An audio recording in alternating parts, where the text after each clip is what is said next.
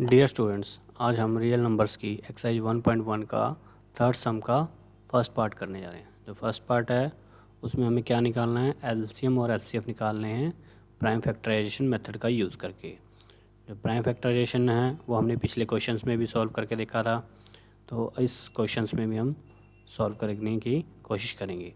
तो इस क्वेश्चन में पूछा क्या गया है, 12, 15 और 21 का जो हमें है एलसीएम और एचसीएफ निकालना है प्राइम फैक्टराइजेशन मेथड की हेल्प से।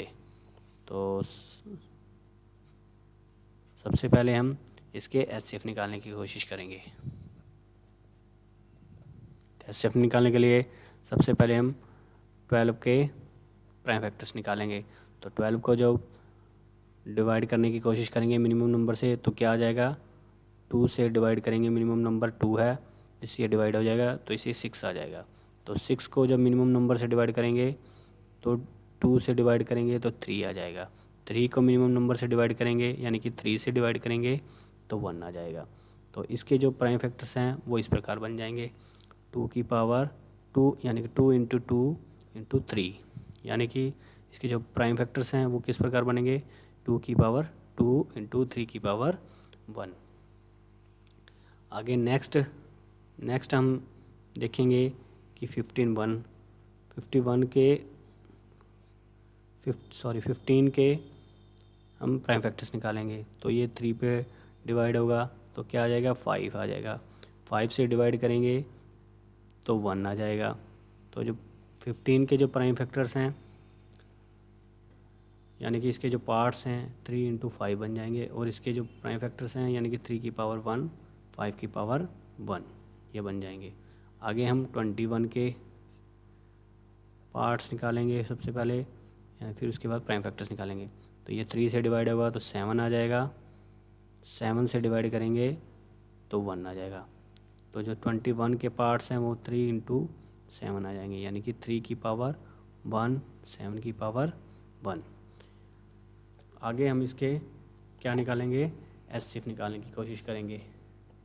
तो एचसीएफ निकालने की कोशिश करेंगे तो सबसे पहले हम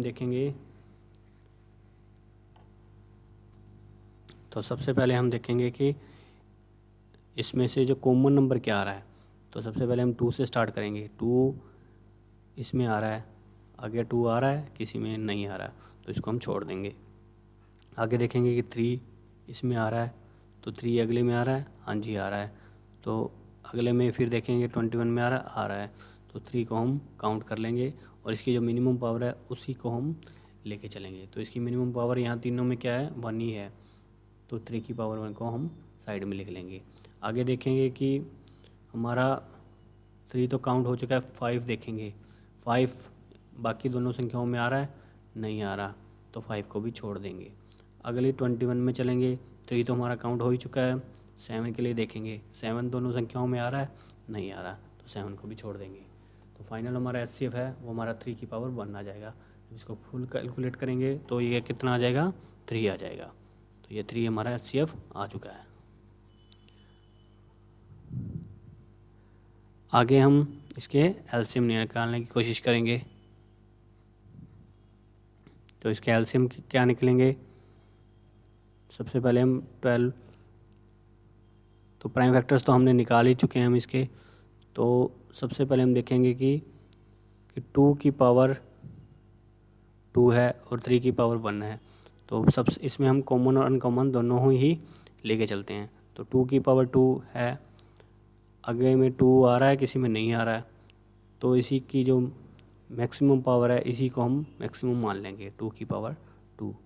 तो आगे देखेंगे 3 अगले में आ रहा है, तीनों में आ रहा है, तो इसकी तीनों में मैक्सिमम पावर क्या है, तो तीनों में सबसे जो मैक्सिमम, तीनों में वैसे 1 ही पावर आ रही है, तो इसको हम 3 की पावर 1 को ही मैक्सिमम पावर मान लेंगे। तो आगे देखेंगे कि 3 तो हमने कैलकुलेट कर रखा है, 5 दोनों में आ रहा है, नहीं आ रहा, तो 5 की पावर 1 को ही हम मैक्सिमम पावर मान लेंगे।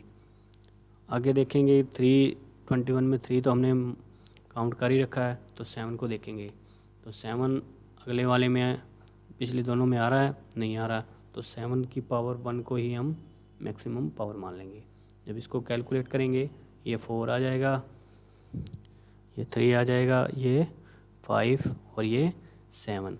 जब इसको फुली कैलकुलेट करेंगे कि यानी कि इसको मल्टीप्लाई करेंगे तो हमारा कितना आ जाएगा 420, यानी कि हमारा 420 एलसीएम आ जाएगा, जो कि हमारा आंसर है। Thank you.